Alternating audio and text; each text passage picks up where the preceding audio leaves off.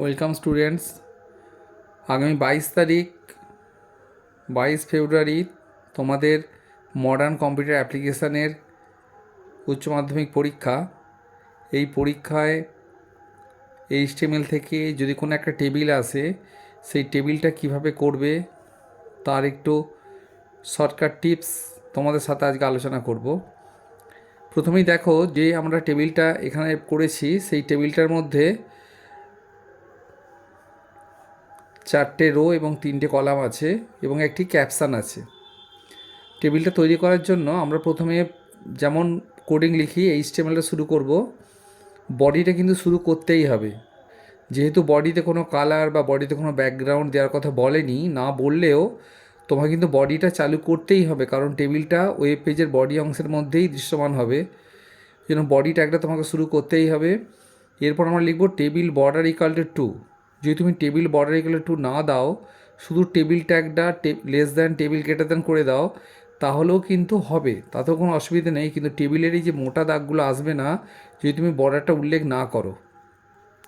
Next দেখো, এখানে যে প্রথম রোটা আছে নেম, রোল, ক্লাস, এই তিনটেকে আমরা বলবো টেবিলের হেডিং। কিন্তু এখানে লক্ষ্য করতে হবে টেবিলের মধ্যে যে ডাটাগুলো আছে সেই ডাটাগুলো টেবিলের মধ্যে আছে কি না। যদি টেবিলের সেলগুলোর মধ্যে থাকে তাহলে আমরা অবশ্যই TR align equal to centre, V align equal to middle এই টার্মটাকে ইউজ করব।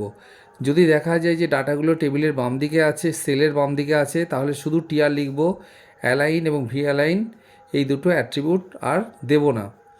টিআরটা শুরু করলাম। এরপর আমরা দেখো নেম, রোল আর ক্লাস টিএইচ দিয়ে লিখব। টিএইচ নেম, টিএইচ ট্যাগ বন্ধ, টিএইচ দিয়ে রোল, টিএইচ ট্যাগ বন্ধ, টিএইচ দিয়ে ক্লাস, টিএইচ ট্যাগ বন্ধ, টিআরটা বন্ধ। টিআরটা বন্ধের উদ্দেশ্যই হচ্ছে প্রথম রোটা কিন্তু কমপ্লিট হয়ে গেল।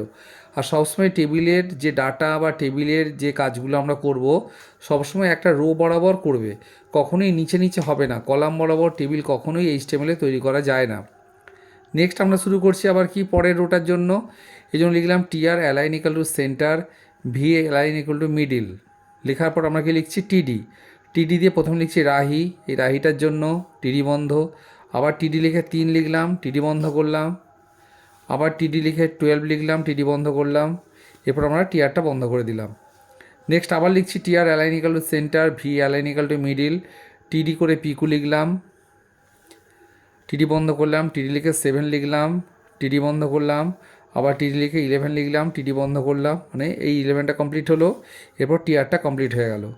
নেক্সট যেটা আসছে সেটা হলো আবার টিআর করছি, TR align equal to centre, V align equal to middle, TD, তিথি লিখে টিডি বন্ধ করলাম, মানে তিথিটা কমপ্লিট হলো। নেক্সট টিডি লিখে 9 লিখলাম, টিডিটা বন্ধ করলাম। আবার টিডি লিখে 12 লিখে টিডি বন্ধ করলাম। যেহেতু আমাদের 3টে টিডি হয়ে গেলে টিআরটা বন্ধ করতে হবে। এরপর আমরা কি করেছি, টিআরটা বন্ধ করেছি। বন্ধ করার পর এখানে লক্ষ্য করে দেখো যে টেবিলটা আমরা দেখছিলাম, এই টেবিলটার মধ্যে স্টুডেন্ট বলে একটা শব্দ লেখা আছে। এইটা আমরা টেবিলের ক্যাপশান হিসেবে উল্লেখ করব, ক্যাপশান। তাহলে কীভাবে লিখবো আমরা? আর ক্যাপশান দেওয়ার উদ্দেশ্যই হচ্ছে ওয়েব পেজটা যতটাই চওড়া হোক না কেন, টেবিলটা যতটা চওড়া হবে তার মধ্যে ঠিক সেন্টার পজিশানে স্টুডেন্ট লেখাটা চলে আসবে। যার জন্য আমরা কি লিখছি, caption align equal to centre, যেটা ক্যাপশানে রাখতে চাইছি সেটা লিখলাম। লেখার পর ক্যাপশান ট্যাগটা বন্ধ করে দিলাম।